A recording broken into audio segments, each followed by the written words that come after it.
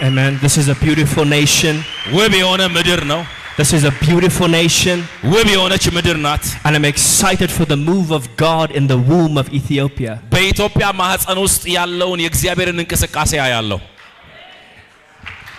Amen. Amen. So you may be seated. Thank you so much. To the apostle of this house, thank you so much. To every fivefold leader, every minister, I celebrate you. Amen. Can we celebrate them, please? Amen. Amen. So we're talking about unlocking the future. But how many of you know that if you have no responsibility to the future, your prayer will only sustain you for your present? And so the church is in crisis. Because without the prophetic ministry, the church will be blind to tomorrow. But here's the problem. We have so many prophets that are seeing, but so many prophets that are still blind. Amen. Amen. We have prophets that run from ministry to ministry under their own authority, under their own law. But how many of you know that what God is building in this nation is a prophetic generation that is responsible? Amen. Amen. And so if the church is going to understand what is its future, we need to relearn what the prophet should be. The biblical prophet, not the YouTube prophet. The Bible prophet, not the Facebook prophet. So we need to align ourselves back to the purity of the word of God. Amen. Amen. And so the prophetic imagination in scripture is never detached from the biblical truth. Because prophetic ministry is not only about seeing, but it's seeing with clarity what God is doing, so that we can form what God is doing in a generation. Amen. Amen. A distorted prophetic foundation produces a distorted view of the future. And so to unlock the future in this time, the church does not need a louder prophetic voice. It needs a clean prophetic voice. Amen. Amen. And so we find that we have prophets that are so we can predict the future. How many of you know that?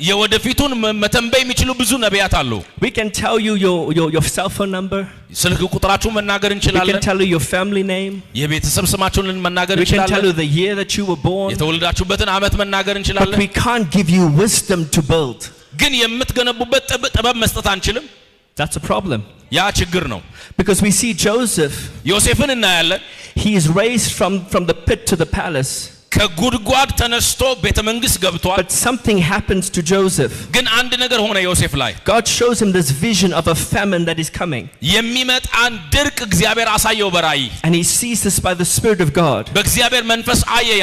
And he comes back to the present. And he says, I have wisdom for the future. And as a result, he says we need to save up these foods in baskets and barns. So that not just this nation can be preserved, but so that all the other nations can come to this well and drink. That is the wisdom that I'm longing to see in a prophetic generation. That that by the Spirit of God I can tap into the future የወደፊቱን መግባት እንድንችል and know the direction I'm supposed to build. መገንባት ያለብኝን አቅጣጫ እንዳውቅ to know the direction I'm supposed to take my family. ቤተሰቤን መውሰድ ያለብኝን አቅጣጫ እንዳውቅ to have the wisdom to know where to take my church. ቤተክርስቲያኔን የት መውሰድ እንዳለብኝ እንዳውቅ ጥበብ እንዲኖረኝ to know the wisdom to know how to raise my children. ልጆቼን ማሳደግበት ጥበብ እንዲኖረኝ and so if you leave here with anything today እዚህ ምንም ነገር ይዛችሁ ብትወጡ ዛሬ I pray that you encounter the wisdom of God for tomorrow. ለነገ የእግዚአብሔርን ጥበብ እንድትገናኙ ጸልያለሁ. and so we're living in a very dangerous illusion እየኖርን ያለነው በጣም አደገኛ በሆነ ግራ መጋባት ውስጥ ነው. that because a prophet is accurate ነብይ ትክክል ስለተናገረ ብቻ that validates his ministry. የሱ አገልግሎት እውነት ነው ማለት አይደለም. but accuracy was never designed to validate the prophet. ነብይን እውነተኛ የሚያደርገው ትክክል መናገሩ ብቻ አይደለም. but accuracy was a byproduct of knowing the voice of the Father. የአብን ድምጽ የማወቅ ውጤት ነው ትክክለኛ መናገር. I'm not accurate because I'm gifted. ስጦታ ስላለኝ አይደለም ትክክለኛውን እውነት መናገረው. I'm accurate because I know Jesus. ኢየሱስን ስለማውቅ ነው ትክክል መናገረው. and so there'll be a generation that will come from Ethiopia ከኢትዮጵያ የሚመጣ ትውልድ አለ that will fall back in love with Jesus. ኢየሱስን የሚያፈቅር ትውልድ that will fall back in love with the word of God. የእግዚአብሔርን ቃል የሚያፈቅር ትውልድ that will return to the place of their first love. የመጀመሪያውን ፍቅር የማይረሳ ትውልድ. I want to be sold out not for a church. ለቤተ ክርስቲያን ሳይሆን not to a leader ለመሪው ሳይሆን but to the one who leads from above. ከላይ ሆኖ ለሚመራው ለኢየሱስ ታማኝ ነው. you are that generation say pick me Lord. ትውልድ አካል ከሆናችሁ እኔ ያለው ጌታ ሆይ በሉት. and so when we look at how God legitimizes a prophetic ministry, እግዚአብሔር ለትንቢታዊ አገልግሎት እንዴት ዕውቅና እንደሚሰጥ ስንመለከት we look at Isaiah chapter 8 verse 20. ኢሳይያስ ምዕራፍ 8 ቁጥር 20 እንመለከታለን. and it says to the law and to the testimony ለጌታና ለምስክሩ ይላል. if they do not speak according to this word, እንደዚህ ቃል ካልተናገሩ there is no light in them. በእነርሱ ብርሃን የለም. and we are living in times where the prophetic ministry has become so puffed up because of knowledge. ከዕውቀት የተነሳ ትንቢታዊ አገልግሎት ያለበት ደረጃ ብዙ ትዕቢት ያለበት ነው. puffed up because of pride. በትዕቢት የተነፋ that are unteachable. ማንም ሊያስተምራቸው የማይችሉ that don't want to submit to godly authority. ከእግዚአብሔራዊ ስልጣን ስር መቀመጥ የማይፈልጉ but the time is coming ግን አንድ ጊዜ የመጣ ነው where order is going to be restored back into prophetic ministry. ስርዓት ወደ ትንቢታዊ አገልግሎት የሚመለስበት. and so part of this biblical construction of prophecy የዚህ መጽሐፍ ቅዱሳዊ የትንቢት አመራር አንዱ መንገድ we see in Jeremiah chapter 1 verse 10. ኤርምያስ ምዕራፍ 1 ቁጥር 10 ላይ እንመለከታለን. and it says see I have set before you this day over nations. see I have set you this day over nations. በዚህ ቀን በአሕዛብ ላይ ወይንም በዓለማት ላይ ሾሜሃለሁ. and over kingdoms. በመንግስታት ላይ. and this is the mandate. ይህ ነው ደግሞ ተልእኮ የነብዩ. to uproot.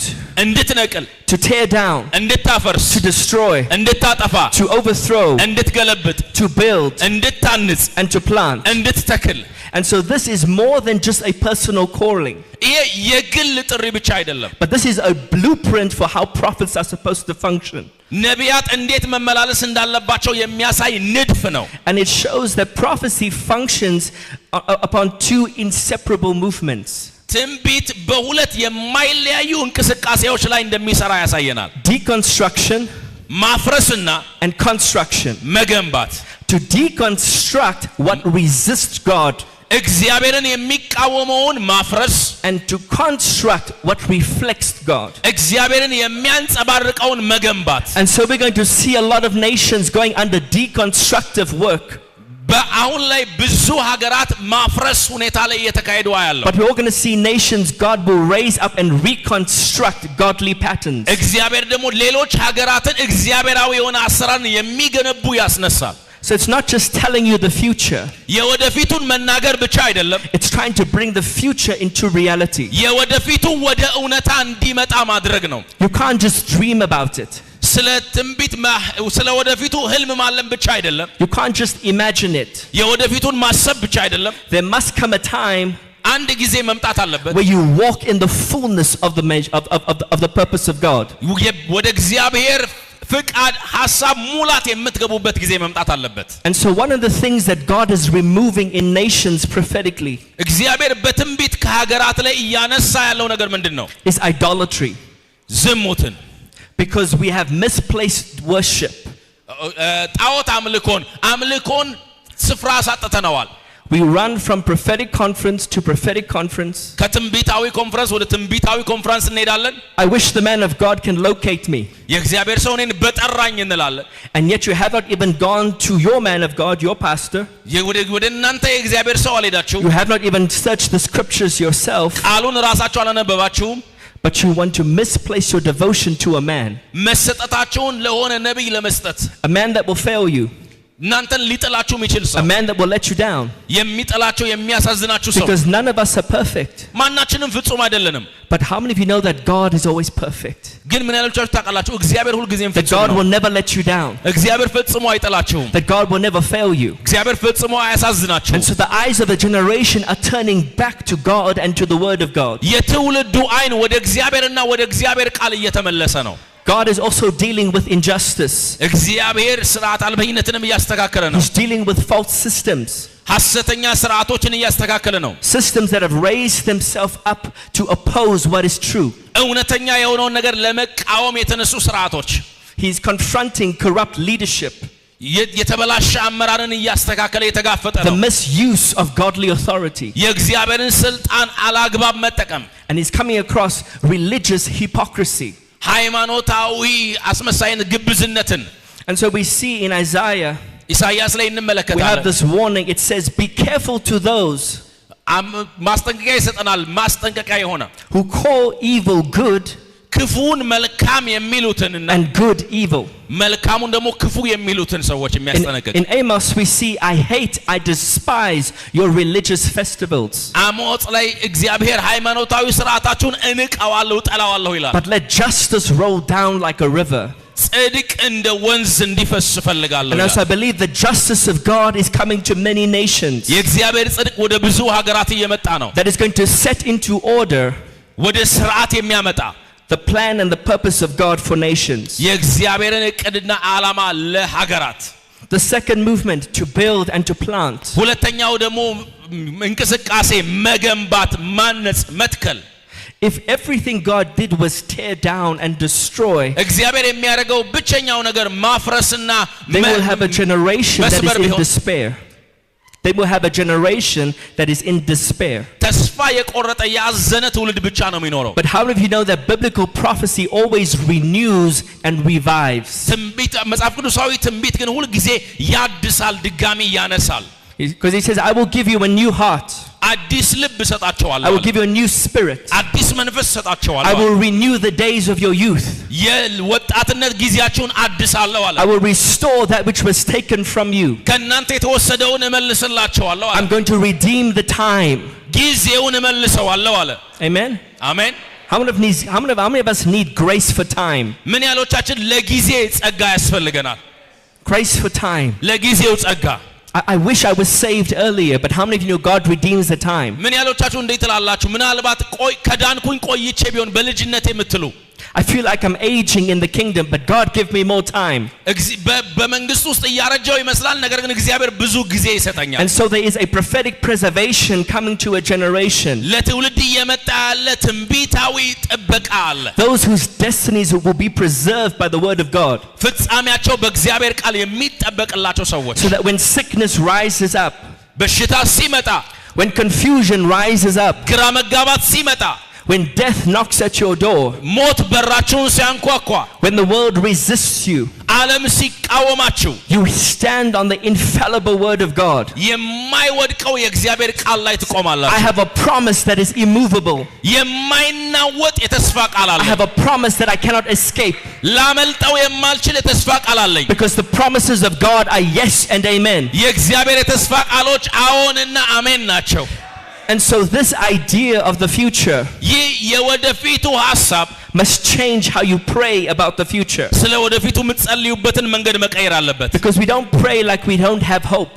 ያለ ጸሎት ተስፋ የለንም We shouldn't pray like we don't know where we're going ምንሄድበትን እንደማናቅ ሰዎች መጸለይ የለብንም We must get a generation that wants to access the manifold wisdom of God የእግዚአብሔርን ባለ ብዙ ገጽታ ጥበብ የሚያገኝ ትውልድ መስለን መጸለይ ያለብን To access the mind of God የእግዚአብሔርን ሐሳብ ዕውቀት To know what to do for the future ለወደፊቱ ምን ማድረግ እንዳለብን ያወቅን That will be like the sons of Issachar እንደ የኢሳኮር ልጆች That will know the times and the seasons ጊዜያትን ወቅቶችን እንደሚያውቁ And so reconstruction ድጋሚ መገንባት is all about re-establishing righteousness in the church.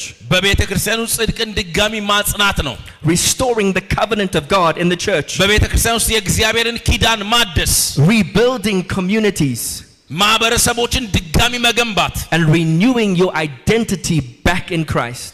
ማንነታችሁን በክርስቶስ ድጋሚ ማነጽ And so when we install what is true in the mind of God, በእግዚአብሔር አእምሮ እውነት የሆነውን ነገር ስናድስ we then begin to discover three things. ሶስት ነገሮችን ማወቅ እንጀምራለን The character of God, የእግዚአብሔርን ባህሪ the word of God, የእግዚአብሔርን ቃል and the purpose of God. የእግዚአብሔርን ዓላማ Amen. አሜን How many of you want to know the purpose of God for your life? ለህይወታችሁ የእግዚአብሔርን ዓላማ ማወቅ እንፈልጉ And so the future in scripture is never something that is random. በመጽሐፍ ቅዱስ ውስጥ ያለው የወደፊት ድንገተኛ አይደለም But it moves alongside the covenant of God. ከእግዚአብሔር ኪዳን ጋር አብሮ የሚሄድ ነው Because if you are misaligned, ከተለያያችሁ ከእግዚአብሔር ዓላማ ጋር misaligned people misinterpret the future. የተለያዩ ሰዎች ወይንም አብረው ያልሆኑ ከእግዚአብሔር ሐሳብ ጋር ያልተስማሙ ሰዎች የወደፊቱን በትክክል ማየት አይችሉም Misaligned prophets distort the future. አንድ ያልሆኑ ያልተጣበቁ ነቢያት የወደፊቱን ያዛባሉ And misaligned systems resist the future. አንድ ላይ ያልተስማሙ ስርዓቶች ደግሞ የወደፊቱን ይቃወማሉ And so our prayer to God must be, ጸልያለሁ ደግሞ God open my eyes to see and to see clearly. እግዚአብሔር አይኖቼን እንዲከፍትና በግልጽ ማየት እንድችል Let me see through the lens of your wisdom. በጥበብህ አይን ማየት እንድችል Let me pray through the lens of your wisdom. በጥበብህ አይን መጸለይ እንድችል Let me live my life through the lens of your wisdom. በጥበብህ አይን ህይወቴን እንድኖር May I lead my church through the lens of your wisdom. ቤተክርስቲያኔን በጥበብህ አይን እንድመራ And so there's a very important principle that when we talk about the origin place of prophetic ministry, ስለ ትንቢታዊ አገልግሎት መነሻ ስናወራ we take our pattern from Genesis 1. የኛን ምሳሌ የምንወስደው ከዘፍጥረት 1 ነው In the beginning, በመጀመሪያ God created the heavens and the earth. እግዚአብሔር ሰማያትና ምድርን ፈጠረ But in verse 3, ቁጥር 3 ላይ ግን it said, and God said, let there be. እግዚአብሔር ብርሃን ይሁን አለ ይላል Now that word said, አለ የሚለው ቃል in Hebrew thinking, በዕብራዊ አስተሳሰብ there are two words. ሁለት ቃላት አሉ The first one is called to amar. የመጀመሪያው ቱ አማር የሚል ነው The second one is called dabar. ሁለተኛው ዳባ የሚል ነው So amar means the art of speaking. አማ የሚለው የመናገር ጥበብ ነው I communicate information. መረጃን ሳስተላልፍ ማለት ነው But dabar ዳባ የሚለው ግን is when the speaking becomes reality. ንግግሩ እውነታ ሲሆን ነው And so many prophets can amar. ብዙ ነቢያት አማር ማለት ይችላሉ ወይንም መረጃ መስጠት ይችላሉ They can give you information. መረጃ ሊሰጧችሁ ይችላሉ But that information never manifests. ያ መረጃ ግን አይገለጥም And that's the distinction we need to make. ያ ነው መስራት ያለበት ልዩነት Because if I take after the pattern of God, እኔ የእግዚአብሔርን ምሳሌ ከተከተልኩ then what I speak must come to pass. የምናገረው መፈጸም አለበት But here's the illusion. ይህ ነው ግን ግራ መጋባቱ For a while we thought that prophets ለብዙ ጊዜ አስበናል ነቢያት are just there to represent God. እግዚአብሔርን ሊወክሉ ብቻ እንዳሉ But the biblical position of a prophet የመጽሐፍ ቅዱሳዊ የነብይ ስፍራ ግን is to stand in the nature of God በእግዚአብሔር ባህሪ መቆም ነው and to speak as God speaks. እግዚአብሔር እንደሚናገር መናገር ነው And that's the difference. ያ ነው ልዩነቱ Because if I stand in the nature of God, በእግዚአብሔር ባህሪ ከቆምኩኝ then I need to understand my covenant with God. ከእግዚአብሔር ጋር ኪዳኔን ማወቅ አለብኝ Because there's a difference between knowing of God ከእግዚአብሔር ማወቅ አንድ ነገር ነው and knowing God intimately yourself. እግዚአብሔርን በቅርበት ማወቅ ደግሞ የተለየ ነገር ነው። Adam knew his wife. አዳም ሚስቱን አወቃት። He yadad his wife. ሚስቱን አወቃት intimately. በቅርበት. And so if we're going to find a prophetic generation that God is raising up, እግዚአብሔር እያስነሳ ያለው ትንቢታዊ ትውልድ አለ. then we need to fall back in love with him. ድጋሚ ከእርሱ ጋር ወደ ፍቅር መመለስ ያለበት. To the day when I first got saved. ገና መጀመሪያ እንደዳንኩበት ቀን. To the day when he spoke his first word to me. የመጀመሪያ ቃሉን ለኔ የተናገረበት ቀን. To the day where I couldn't wait to lock myself away and be with him. ራሴን ለይቼ ከእርሱ ጋር የምሆንበትን ምናፍቅበት ቀን. And that's going to become the secret to raising a hearing generation. የሚሰማ ትውልድን የምናስነሳበት ሚስጥር ያ ነው የሚሆነው. Not just someone that can give me information, መረጃ የሚሰጥ ትውልድ ብቻ አይደለም, but someone who is so close to the nature of God ከእግዚአብሔር ባህሪ ጋር እጅግ ቅርብ ከመሆኑ የተነሳ that I know that when they speak, አውቃለሁ ሲናገሩ, know that when they pray, ሲጸልዩ things begin to shift. ነገሮች መቀየር ይጀምራሉ. Because part of that prophetic nature ያ የትንቢታዊ ተፈጥሮ ባህሪ አንዱ አካል is that we don't wait for things to happen. ነገሮች እስኪሆኑ አንጠብቅም. We must cause them to happen. እንዲሆኑ እናደርጋቸዋለን. And so the word of the Lord gives you authority. የእግዚአብሔር ቃል ስልጣን ይሰጣቸዋል. Through Joel chapter 2:28. ዮሐንስ 2:28 that I'll pour my spirit upon all flesh. መንፈሴን በሥጋ ለባሽ ሁሉ ላይ አፈሳለሁ እያለ all of you will have access to the spirit of prophecy. እያንዳንዳችሁ የትንቢትን መንፈስ ማግኘት እንድትችሉ. Did you ever ask yourself why? ለምን ብላችሁ ጠይቃችሁ ታውቃላችሁ?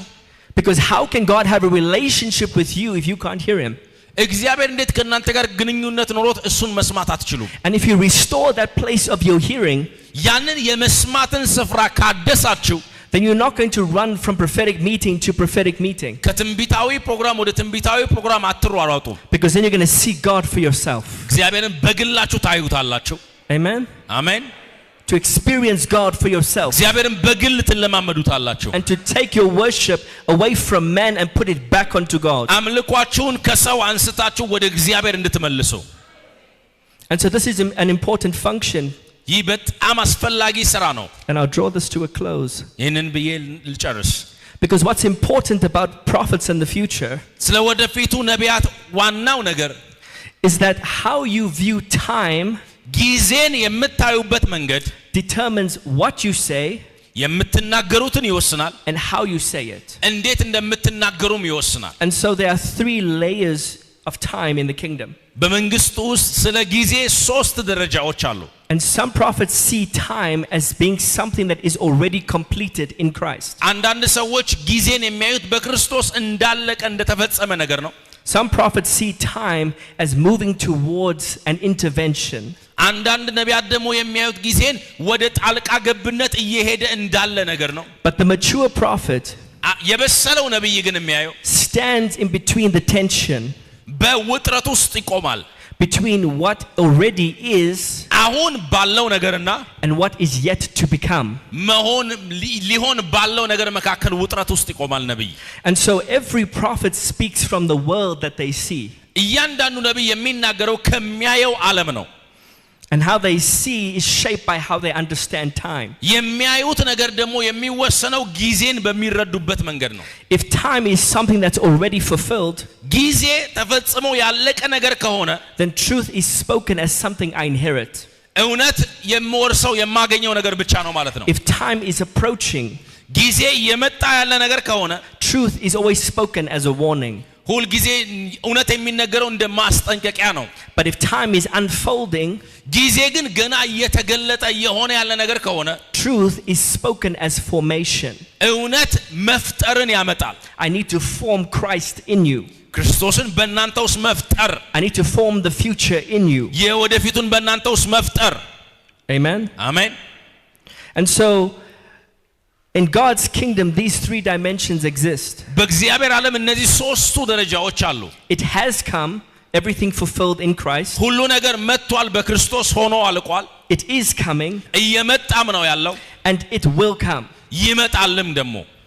Because we celebrate what is finished. የተፈጸመውን ነገር እናከብራለን we announce what is coming እየመጣ ያለውን ነገር እናውጃለን and we steward what is unfolding እየተገለጠ ያለውን ነገር ደግሞ እንተገብረዋለን and so prophetic authority doesn't just come from what you hear ትንቢታዊ ስልጣን ከምትሰሙት ነገር አይደለም የሚመጣው but it's how clearly you can see from God's perspective ከእግዚአብሔር እይታ አንፃር በምን ያህል ጥራት ታያላችሁ ነው because if I see through his eyes በሱ አይኖች እኔ ካየው with his wisdom በሱ ጥበብ then I will never build in error በየትኛውም ስህተት አልገነባም I will never pray amiss ተሳስቼ አልጸልይም I will never pray without knowing what the future is ወደፊቱ ስለሚሆነው ነገር ለማወቅ አልጸልይም and so God in this moment እግዚአብሔር በዚህ ጊዜ wants to raise a generation ትውልድ ማስነሳት ይፈልጋል whose eyes will see him clearly አይኖቹ በግልጽ እሱን የሚያዩ and dealing with the identity of a doubting Thomas